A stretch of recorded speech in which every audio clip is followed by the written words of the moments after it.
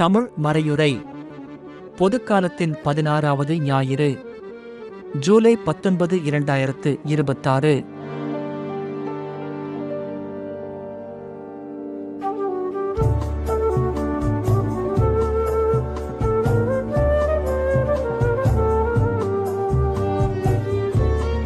கிறிஸ்து நமது உதவியாளர்.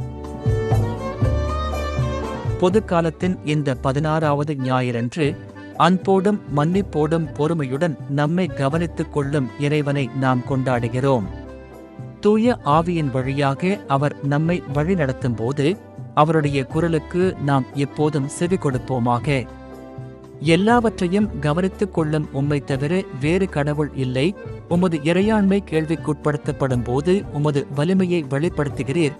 பாவத்திற்கு பிறகு மனம் திரும்புதலை அருளுவீர் என்ற நல் நம்பிக்கையை உமது புத்திரர்களுக்கு அளித்திருக்கிறீர் என்று ஞானம் நமக்குச் சொல்கிறது. இவ்வாறு, ஓ இறைவா, உமது நீதி இரக்கத்துடன் கலந்திருக்கிறது என்ற நம்பிக்கையையும் தைரியத்தையும் எங்களுக்கு அளிக்கிறீர். இந்த சங்கீதம் கடவுளின் பராமரிப்பையும் தேசத்தை பலனுள்ளதாக்க அவர் அதன் மேல் பொழியும் மிகுந்த ஆசீர்வாதத்தையும் எடுத்துக்காட்டும் ஒரு மகிழ்ச்சிமிக்க துதி பிரார்த்தனையாகும். ஏனெனில், கர்த்தாவே, நீர் நல்லவரும் மன்னிப்பவரும். ரோமர் நிருபத்தில் நாம் ஜெபிக்க தெரியாத சமயங்களில் பரிசுத்த ஆவியானவர் நமக்காக பரிந்து பேசுகிறார் என்று புனித பவுல் நமக்கு உறுதியளிக்கிறார். மத்தேயு நற்செய்தியில் களைகள் மற்றும் கோதுமை உவமையை இயேசு நமக்குச் சொல்கிறார். அதில் கடவுள் நல்லவர்களையும் கெட்டவர்களையும் ஒன்றாக வளர அனுமதித்து ஒவ்வொருவருக்கும் மனம் திரும்புவதற்கு அவகாசம் அளிக்கிறார். உண்மையான அறுவடையை கடவுள் மட்டுமே அறிவார் என்பதால் மற்றவர்களை தீர்ப்பிட அவசரப்பட வேண்டாம் என்று நமக்கு நினைவூட்டப்படுகிறது. கடுகு விதை உவமையில் கடவுளின் ராஜ்யம் சிறிய, கண்ணுக்கு புலப்படாத அன்பு மற்றும் விசுவாச செயல்களிலிருந்து தொடங்குகிறது என்றும் அவை இறுதியில் முழு உலகத்தையும் பாதிக்கும் என்றும் நமக்கு தெரிவிக்கப்படுகிறது. செய்தி: கிறிஸ்துவின் ஒளியை பகிர்வதன் மூலமும் ஆண்களையும் பெண்களையும் கடவுளுடனான ஐக்கியத்திற்குள் கொண்டு வருவதன் மூலமும் உலகிற்கு சேவை செய்வதே திருச்சபையின் மிக முக்கியமான பணியாகும். பல வழிகளில் வாழ்க்கைக்கு ஒளி இன்றியமையாதது. இந்த பணியில் உங்களுக்கு வழிகாட்ட உதவும் 3 நான் குறிப்பிட விரும்புகிறேன். முதலாவதாக, பார்ப்பதற்கு ஒளி அவசியம். இது விசுவாசம் எனும் கொடையை நமக்கு நினைவூட்டுகிறது.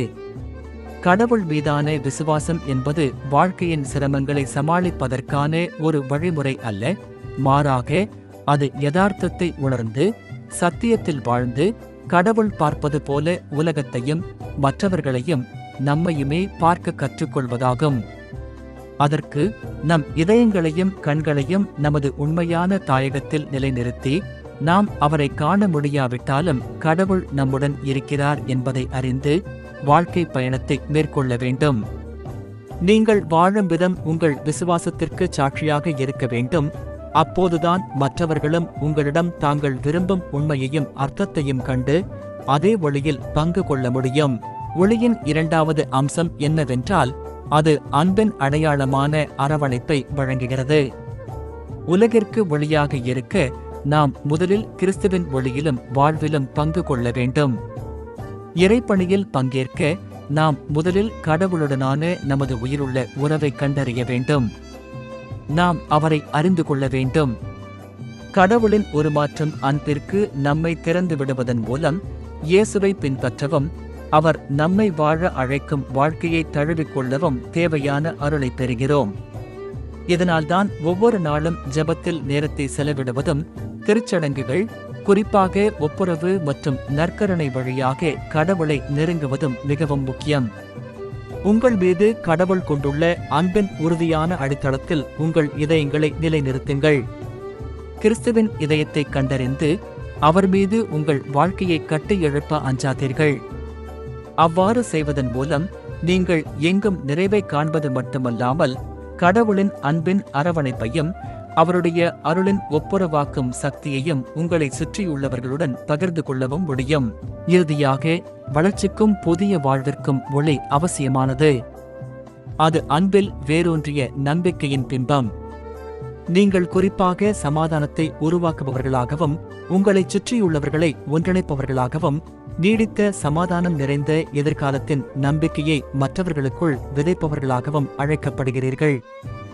சூழ்நிலையையோ அல்லது நீங்கள் எதிர்கொள்ள வேண்டிய சவால்களையோ உங்களால் கட்டுப்படுத்த முடியாமல் இருக்கலாம். ஆனால் கிறிஸ்துவின் சமாதானம் உங்கள் இதயங்களில் ஆள நீங்கள் எப்போதும் அனுமதிக்கலாம். நம்பிக்கை எனும் நற்பண்பு விண்ணகத்தை நோக்கி பார்க்க நம்மை தூண்டுகிறது. இதன் பொருள் உலகத்தை மறந்து விடுவது என்பதல்ல, மாறாக கிறிஸ்துவின் ஒளியால் புதிய எருசலேம் பிரகாசமடைகிறது. அவரிடமிருந்து வரும் சமாதானத்தையும் வாழ்வையும் உலகத்துடன் பகிர்ந்து கொள்ளும் நம்பிக்கையை கொண்டிருப்பதாகும். திருத்தந்தை 14ஆம் லியோ. நாம் ஜெபிப்போம். மனித வாழ்வியல் அனைத்து நிலைகளிலும் அதனை இறைவனின் கொடையாக உணர்ந்து அதன் மதிப்பிற்காகவும் பாதுகாப்பிற்காகவும் நாம் ஜெபிப்போம். இறைவா, நீர் நல்லவரும் மன்னிப்பவரும் உம்மை அழைப்போர் அனைவர் மீதும் அன்பு நிறைந்தவரும். இறைவா, என் ஜெபத்திற்கு செவிகொடும், என் குரலின் ஓசைக்கு செவிகொடும்.